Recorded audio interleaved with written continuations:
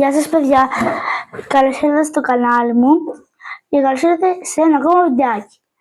Σήμερα θα σας δείξω τις 5 καλύτερες μου κάρτες στο ποδόσφαιρο και είμαι καινούρια στο YouTube και άμα θέλεις πήγαινε κάνε μου εγγραφή και κάνε μου και ένα like.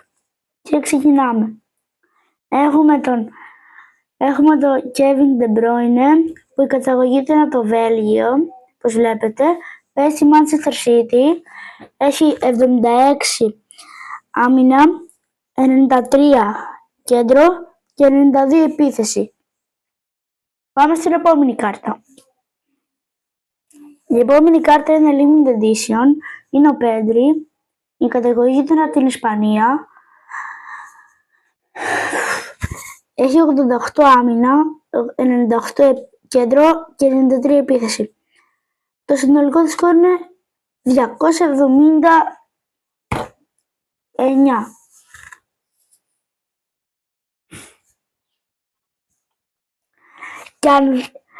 Και μείνε στο βίντεο αν θες να δεις ποια είναι η καλύτερη μου κάρτα. Η τρίτη καλύτερη μου είναι αυτή εδώ πέρα που είναι The Best. Και είναι η Herbs και ο Έντερσον. Η καταγωγή του Έντερσον είναι από τη Βραζιλία. Η καταγωγή της Herbs είναι από την Αγγλία. Και έχουν 99 άμυνα, 93 κέντρο και 92 επίθεση. Και συνολικό σκορ είναι 284. Εδώ έχουμε τον Vlahovic Limited Edition Premium.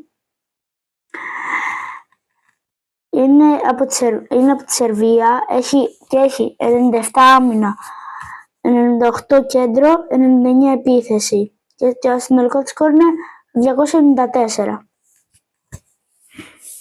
Έπειτα η τελευταία μου κάρτα είναι χρυσή και είναι ο Szoboszlai, καταγωγή του από την Ουγγαρία, παίζει στη Liverpool και όπως βλέπεις τα στατιστικά του είναι 100. Και το συνολικό της σκορ είναι 300. Και μην ξεχάσεις να κάνεις εγγραφή στο κανάλι μου. Και τα λέμε στο επόμενο βίντεο.